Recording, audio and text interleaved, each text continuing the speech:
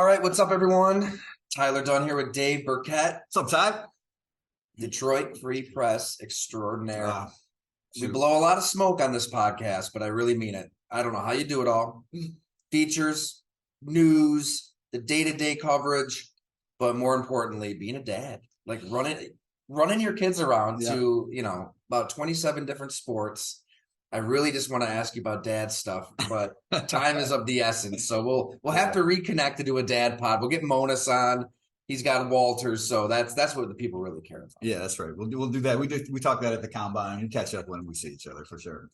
So I DA at CBS Sports Radio, Dave, but he put it best. It's like you just got to take what the defense gives you. I kind of like survive in advance, but do you have a saying with the kids? Yeah. You know this, right? Like it is the best time of life, and it's the most important thing, and it really is just about making them a priority. Like knowing you have to, right? The job comes first sometimes because that's what you use to support your family. But man, if I can wake up early in the morning or go to bed late at night and spend some time doing that in order to run the kids around and get them to their things, you just sort of make do. It's life, right? That's life. You gotta put the kids first. Well, it helps when you have a Detroit Lions team that is really fascinating. Yeah. I mean, a really interesting team. You've covered some bad teams. You've covered some teams that were really good for, 2.5, 3 months. And then they have that December swoon. And here comes Aaron Rodgers, with the healed collarbone to steal the division. Right. But it feels real.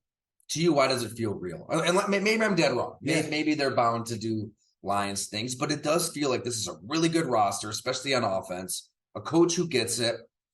The way they finished last year, winning at Lambeau Field, I know there's really no carryover, but it felt like a big step. Well, I think you hit on the key points. I mean, you look at this division, right? And you covered the Packers for a while, so for 30 years it was Brett Favre and Aaron Rodgers, first ballot Hall of Fame quarterback.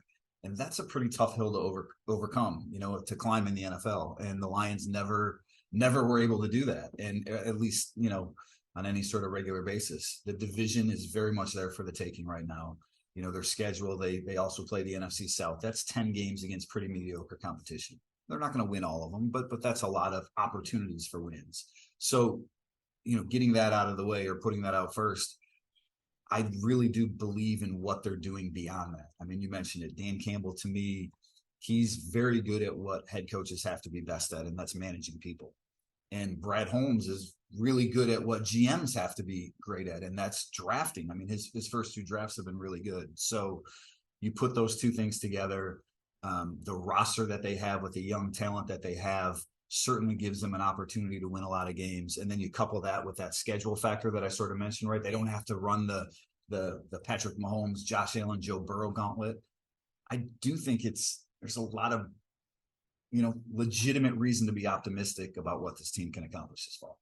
This is where my co-host would jump in and say, yeah, but Jared Goff. But you look at the NFC, right. I mean, you could easily, in my opinion, talk yourself into Jared Goff winning the division, maybe winning the conference, or at least threatening. He proved to be good enough last year, made the throws he had to make. With Ben Johnson, the system, with the run game, with maybe the best offensive line in football. I don't know, where do you stand on the idea that, okay, everything's really, really good here, but do you have something special at quarterback to elevate you to that next stratosphere? I think there are a couple potholes for this team that you have to be concerned about. Like the offensive line is really good, but there's some injury concerns there. Big V, missed all of last year with back surgery. Frank Ragnow, their Pro Bowl center, has a toe injury that's not going away. So there's a few things that they have to navigate. The wide receiver position without Jamison Williams, the first 6 games, like, do they have enough there? 6 games. That's 6 games. And then Jared Goff is the, the third one, I guess, because maybe I agree with your co-host in some regards. Like, I don't think Jared is this all-world quarterback. He played really well last year. I think he's maybe found a little bit of himself here in Detroit. If he can repeat what he did last year and not have the turnovers, 324 straight passes to end the season without a pick. If he can play similar to that for 17 games this year, the Lions have a chance to be really good. Great point. Man, what is the biggest wild card to you then? Is it one of those 3 things then? I mean, look, I think the line will be good enough. They have some depth, and I know the defense was not great last year. I think they've done some things to make it more competitive this year.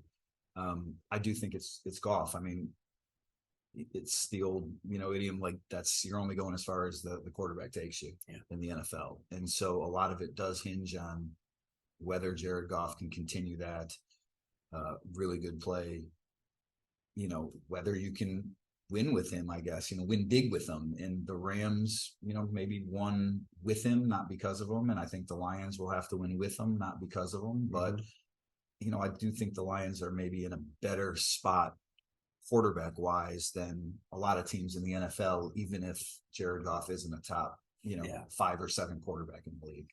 I love the resistance to panicking, right? I mean, so many teams, new coach, new GM, they won't come out and say it, but they would love to be terrible and hopefully get a top 5 pick and then hope that guy works out or swing a big trade. I mean, they traded for Jared Goff, but it was to get the picks. It's like you're almost taking him in spite of him because, you don't know what's going to happen, but man, it's worked out. I mean, they've kind of took this different path toward team building that I think more teams should. Like, just build a team. Build a team. Get around a quarterback if you have to. But maybe they should start talking contract extension with Jared Goff. Well, so this is the thing I think with the Lions, right? Like they view this season right now, they're in a window to sort of win, because they have all this young talent. And to your point, it's not just about the quarterback, right? They've built a pretty well-rounded roster. That offensive line is really good. They've got some pass rushers now. They spent a little bit on the secondary this offseason. At some point, the bill does sort of come due for that. Like, it's harder to build a team that way because you have so many more people to pay at some point. So, when you have to pay Jonah Jackson after the season, and then maybe you have to pay Penei Sewell after the next season, and Amon-Ra St. Brown, and all of a sudden you're not able to keep quite as many really good pieces around you. And when you don't have 2 first-round picks like they've had the last 2 years, it's tougher to accumulate that young talent. So I do think the Lions are in this window to win right now. And a lot of it will be, look, if they make the playoffs, if they have the season we all think they're going to have, they probably have to pay Jared Goff at the end of this year. If they don't, well, then you have Hendon Hooker as a backup, and, maybe you can afford some of those. He wasn't out there with a cane today. Didn't Right. see it today. He forgot his cane at practice. Yeah. Old court. Speaking of those rookies, that's the key, right? I mean, you get those cost control contracts in there, and that's where they benefited from the Goff trade. Just a ton of first and second round picks and on team friendly deals. What was your take on this draft class? Because in the moment, it seemed like the Lions were getting killed. And I feel like people took a deep breath and were like, this is a pretty damn good draft. Like, Jahmyr Gibbs fits what they want to do. Jack Campbell, seems like a Dan Campbell guy. Even Sam Laporta at tight end. I mean, you lose TJ Hawkinson, and there was some criticism there, rightfully so. Oh, now you have a young tight end on a much better contract than what Hawkinson would have been paid. So, what was your big picture analysis on the?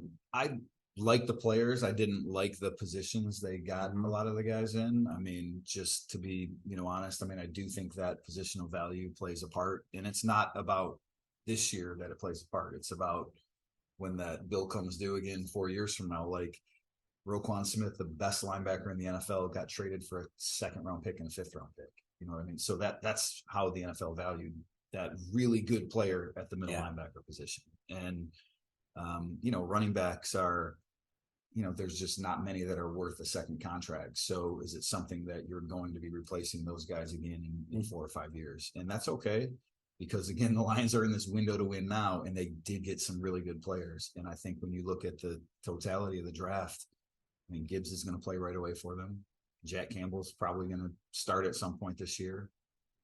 Laporta, their first, 2nd round pick, he's going to be their number 1 tight end, at least top receiving option there. Brian Branch, maybe he has a rotational role on defense. So I think they got 4 players that will help them immediately and for the next 4 years.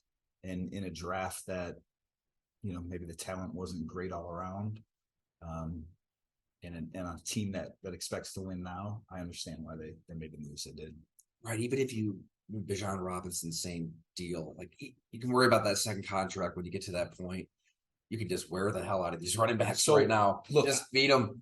Take advantage. I can't say I'm totally against what they did, because I actually wrote that in the pre-draft process. Like, that's part of it, right? You get the 5 best years of a running back. Like those first 5 years, you're getting that player's first 5 years, which are the best years the running back has. It's not like he's going to peak at 28. He peaks at 22 or 24 or whatever. And so you get those years, and you're not, you're paying him, but you're not paying him top of the market money, Christian McCaffrey money. So I'm not opposed to taking a running back in round 1, but I do think when you take a running back at 12 and a linebacker at 18 and a tight end at 34, there is a little bit of positional value that does come into play. Easy on the tight ends, right? We're pretty pro. I know. We're pretty pro tight ends here. At the end of the service, no. I like tight ends too, but it's yeah. So I was talking. Here's one for you, by the way. The Lions have spent more draft capital on tight ends than any team in the NFL over the last. You think about it: Brandon Pettigrew, first round pick; Eric Ebron, first round pick; T.J. Hawkinson, first round pick; Laporta, 34. I think that's 4 players in the top 34, and the rest of the league since 2009 has spent. I wrote it, but I think it's like 10 picks in the top 34 on tight ends. So they love tight ends here too. We didn't work that into the book. No. Like we just sidestepped that. The second one. Hey, Dan Campbell's that next tight end, so it makes sense too. It does, yeah. So I had somebody around the Seattle Seahawks tell me they really thought that Detroit was going to take Devin Witherspoon. That I think so. Yeah, that was going to be the pick, and they kind of maybe threw Detroit for a loop, and so okay, we got to get out of this pick because we want Gibbs. But we don't necessarily want him here, so let's move down, get some capital. Do you get the same feel? I think that's right. That Witherspoon, had he made it to 6, he went 5, of course, would have been the pick. The one that I guess, the Lions will always be, the comparison will always come down to, where the what if will be, what if they took Tyree Wilson? That was the pass rusher that was there at 6, but they passed on. I know he had some medical, issues with his foot, and I don't know how the Lions stood on that, but that's the example of if you hit on that pass rusher at 6 or 8 or wherever you might have got him, the value, the excess value that you derive from that pick versus the excess value that you derive from a running back at 12. That's they got a lot of edge rushers here though too, right? They do good amount. Aiden Hutchinson, bringing back Charles Harris. Dan was talking about him yesterday. Yeah. I guess before we close up shop here, defensively, is it the secondary where they really needed to get better? And it's almost a completely different secondary. How much better will they be on defense, you think? Yeah, I do think they'll be better. And, obviously they brought in new additions in the secondary, right? 3 new starters, essentially. Cam Sutton will start. Emmanuel Mosley, once he's healthy, should start at one of the cornerback spots. C.J. Gardner-Johnson, sort of the do everything. Really 4, because Tracy Walker only played 3 games last year because of the Achilles. So completely revamped secondary. Kirby Joseph, the young guy, he was Packer was familiar with him. 4 interceptions last year, 3 of them on Aaron Rodgers. So he's showing nose for the ball. So I think they will be improved there. And really, though, that depth up front, like, to me, that's where this team can be maybe a surprise on the defensive side of the ball. I know you like offensive linemen too. You were out here writing about these guys last year, but I asked Jonah Jackson about the Lions offensive line the other day, and he was really good. And the thing is, the defensive line is really good too. Like, just sort of went into how good they are and how deep they are. And so when you hear that Hutchinson and James Houston and Josh Paschal, these young guys, Aleem McNeil, who, sort of changed his body and his eating habits, I think that's a big reason for optimism for the Lions. Right, because it's like this time of year, everybody's getting excited. Everybody's getting jacked up. You can talk yourself. Office, the door just slammed over there. So. It's all right.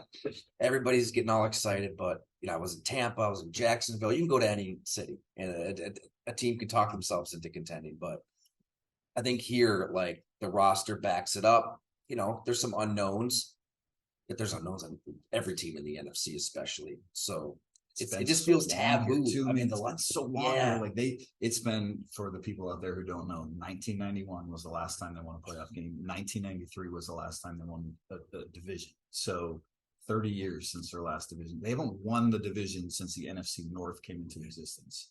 And this year, you look around the division, you look at this roster, and it's like, they really do have a chance. And I know there's been optimism here before, but I think this is the most warranted optimism in a long, long time for the Lions. You heard it from the dean of Detroit Lions. old. beat He's getting writers. old. Yes. All right, Dave. Great time. Got it, man. Thanks For a sure. lot. Yep. Appreciate it.